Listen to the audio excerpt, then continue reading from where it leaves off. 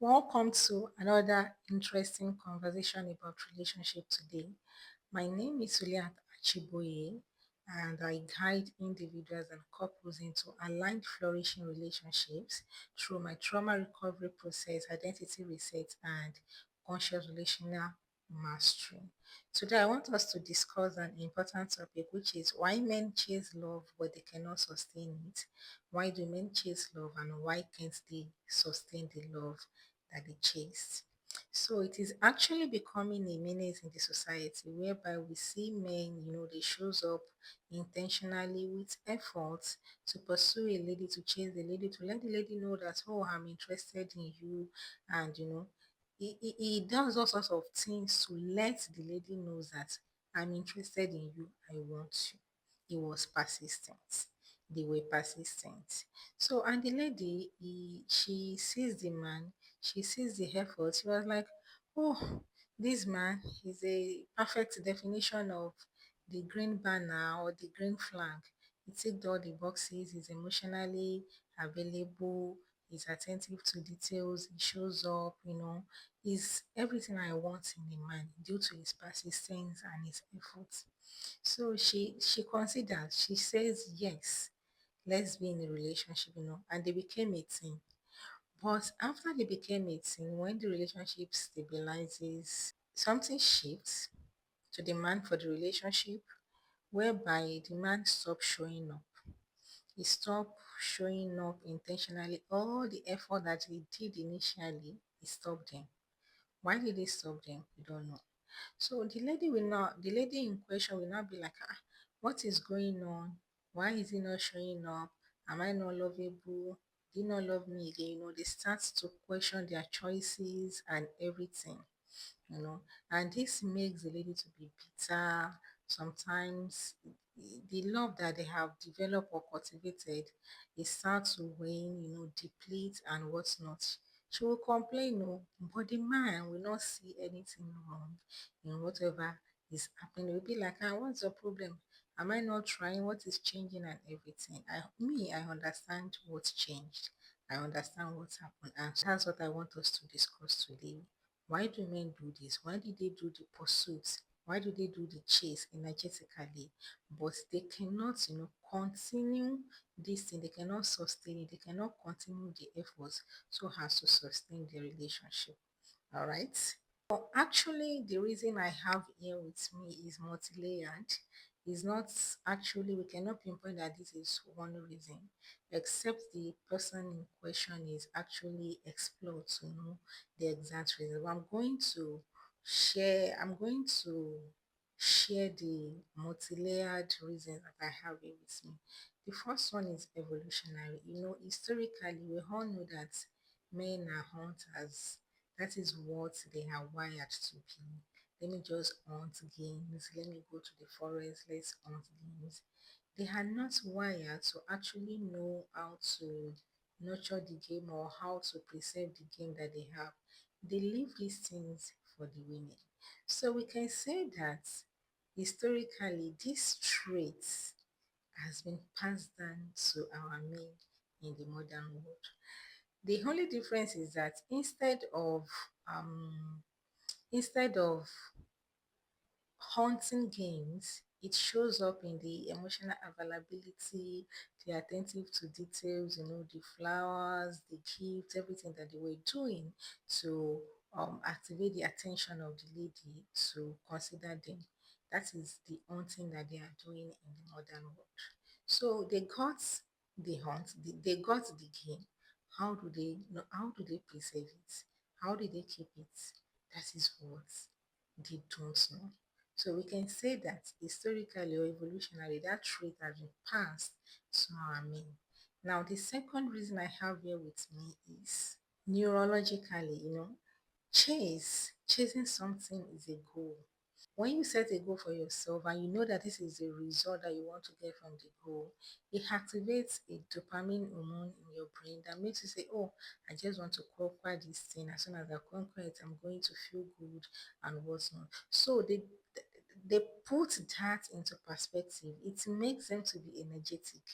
They show up because they want to feel good about their catch. the catch in which is the woman in this case. Because they know that as soon as they have catched the woman, they have gotten the attention of the woman has says yes, or the woman has been committed to them, they have actually accomplished. So this category of men, they see women as accomplishment. They see women saying yes to them as accomplishment. All right. There's another reason, which is insecurity, a sense of worthiness, a sense of validation. Some men feel that their worthiness, their validation, their proof of masculinity is in them having a woman, a beauty, and whatnot. So they feel that as soon as she is committed to me, I am good to go. My sense of worthiness is has been sealed, has been anchored, has been cemented. So they don't know what next to do because that is the only thing their brain is telling them to do. And now this is where emotional development comes to play. Everything that I have highlighted earlier, the evolutionary, the socially, the insecurity, the neurologically, and whatnot. If our men are emotionally developed, this emotional development would have helped them to transcend beyond all these reasons, all these traits, all these whys. Because emotional intelligence or emotional development would have taught them that if I say, oh, I'm chasing something and I cannot preserve it, I cannot keep it for myself, what is the sense of what's in that chase? What is the accomplishment? What is the true accomplishment in me getting something and not being able to keep it? Or what is the sense of accomplishment in getting someone, but you leave them hung, you leave them bitter, you leave them, sad, you make them question their choices and whatnot. What is the sense of accomplishment there? Emotionally developed people know that they are supposed to put people into perspective. They ask questions. They say, oh, if I am the one, what am I expecting from this woman? If I am the one, what would I want this woman to know about me?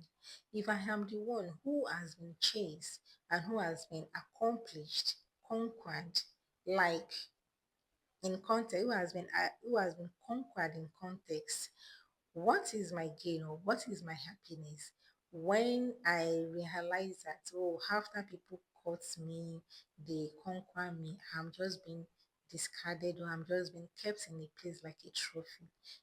When our men are able to think in this way, when they are able to put things into perspective, empathy, step into another person's shoe, we see that they can actually sustain relationships. It's not actually inherent, it is learned, it is developed. Emotional developed men, they frame commitment as long term. It doesn't stop at me just getting the attention of the lady, getting the lady to say yes to me, or getting the lady to be committed to me. No, they know that it doesn't stop there. They know that it's a long-term commitment for their sense of what to actually be anchored long-term, right? Seeing love as a long-term commitment and as a journey, which is going to anchor their sense of worthiness, their sense of masculinity, like, I can get this and I can keep it, which is going to cement that. It is going to transcend beyond all the reasons of evolutionary, socially, culturally, everything that we have mentioned earlier. So how do we sustain relationship? How do we sustain relationship? We cannot be saying, do this, do that, don't do this, don't do that. Yeah. What I want to share with you today is that when you are in a relationship with someone, or when you are after someone, I want you to always be empathetic. Put these people in your shoe. Look from their own perspective. Think from their perspective. Put them into perspective of your reasoning. When you do that, you will see that it will be easy for you to actually keep and nurture a relationship long term than all these short outbursts of energy that you do in the initial chase. All right. So put them into perspective. What does this woman want? If I were the one, what do I want? What would I want? All these sort of questions. Always ask yourself from time to time so that you know how to treat them, how to honor them, and how to keep them long term. And that will be the end of today's conversation. Till we see again another time.